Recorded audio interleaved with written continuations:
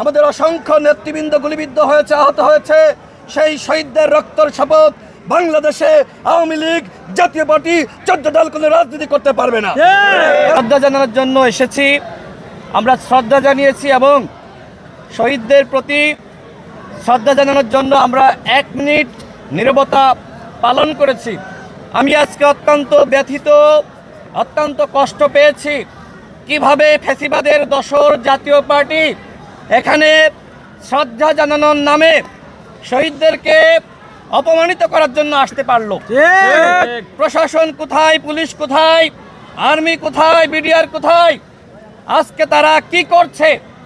এইভাবে যদি শহীদদেরকে অপমানিত করার জন্য ফ্যাসিবাদের দোসররা এই বুদ্ধিজীবী কবরস্থানে এবং এই বেদিতে আসতে পারে, সেটি জাতির জন্য অত্যন্ত দুঃখজনক। এইভাবে কিন্তু তারা শ্রদ্ধা জানানোর নামে তারা কিন্তু সংগঠিত হচ্ছে।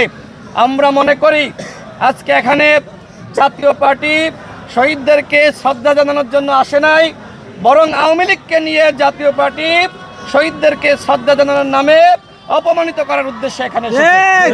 আমি সরকারকে বলবো, এই বিষয়গুলো আপনারা গুরুত্ব দিচ্ছেন না। আপনারা মনে করছেন জাতীয় দিবস, এই দিবসে যে কেউ আসতে পারে। আমাদের স্পষ্ট কথা, ওই যে কেউ আসতে পারে এটি আমরা মানব না। আমার ভাই হাদি হাসপাতালের বিছানায় কাতরাচ্ছে, আজকে তাকে হত্যার উদ্দেশ্যে গুলি চালানো হয়েছে।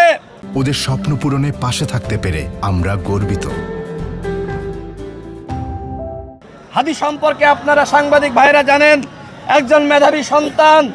যেমনি ভাবে স্বাধীনতা অর্জনের আগে 14ই ডিসেম্বর এদেশকে মেধাশূন্য করার জন্য পাকিস্তানের এবং ভারতীয় দোসররা সম্মিলিতভাবে চক্রান্ত করেছিল।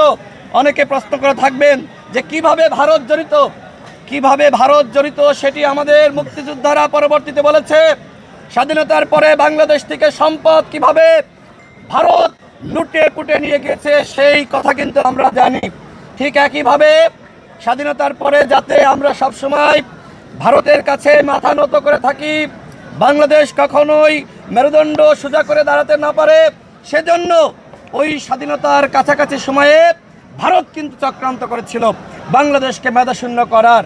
ঠিক একইভাবে আমরা লক্ষ্য করছি স্বাধীনতার 54 বছরে বাংলাদেশকে কিভাবে মেধাশূন্য করা যায়, সেই পরিকল্পনা চক্রান্ত কিন্তু কখনোই বন্ধ ছিল না। এবং সর্বশেষ আমরা দেখলাম সেই চক্রান্তের অংশ হিসেবে উসমান হাদিকে হত্যার উদ্দেশ্যে গুলি চালানো হয়েছে। সরকারের উদ্দেশ্যে বলতে চাই, আপনারা কিন্তু এখনো পর্যন্ত আসামিদেরকে গ্রেপ্তার করতে পারেন নাই। স্বরাষ্ট্র উপদেষ্টা আপনি কি করছেন?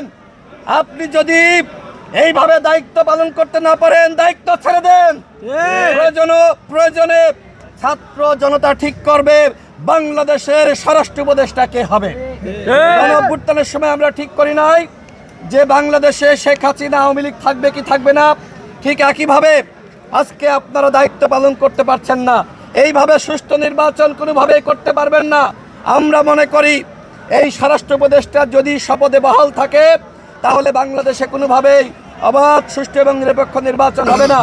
আমাদের একটি কথা, সেটি হলো বাংলাদেশে শুধুমাত্র সুষ্ঠু নির্বাচন হলে হবে না, আগামী নির্বাচন হতে হবে ফ্যাসিবাদ মুক্ত নির্বাচন। সেই নির্বাচনে আওয়ামী লীগ, জাতীয় পার্টির 14 দল তারা কোনোভাবে অংশ নিতে পারবে না।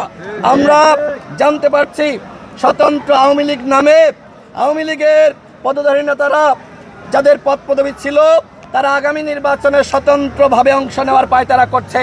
আজকে 14ই ডিসেম্বর আমরা স্পষ্টভাবে বলছি, আমরা শহীদদেরকে আমরা অনুসরণ করি, আমরা তাদেরকে সবসময় শ্রদ্ধা করি। আজকে এই দিবসে আমরা শপথ নিয়েছি, যদি সরকার আগামী নির্বাচনে জাতীয় পার্টির 14 দল ফ্যাসিবাদের দোসরদেরকে জায়গা দেয়, তাহলে এই সরকারের বিরুদ্ধে আমরা আন্দোলন গড়ে তুলব, নির্বাচন কমিশনের বিরুদ্ধে আমরা আন্দোলন গড়ে তুলব। আমরা বিপ্লব করেছি। গণ অধিকার পরিষদ কিভাবে জন্ম নিয়েছে আপনারা সবাই জানেন। এই বাংলাদেশে 18 সালের কোটা সংস্কার আন্দোলন আমাদের নেতৃত্বে সফল হয়েছে এবং এই কোটা সংস্কার আন্দোলন গণ অভ্যুত্থানের প্রেক্ষাপট। এই প্রেক্ষাপট তৈরি করতে গিয়ে আমি নিজে 15 দিন রিমান্ডে নির্যাতনের শিকার হয়েছি। গণ অভ্যুত্থানের সময় আমাদের 11 জন শহীদ হয়েছে, আমাদের অসংখ্য নেতৃবৃন্দ গুলিবিদ্ধ হয়েছে, আহত হয়েছে। সেই শহীদদের রক্তের শপথ বাংলাদেশে আওয়ামী লীগ জাতীয় পার্টি 14 দল কোনো রাজনীতি করতে পারবে না।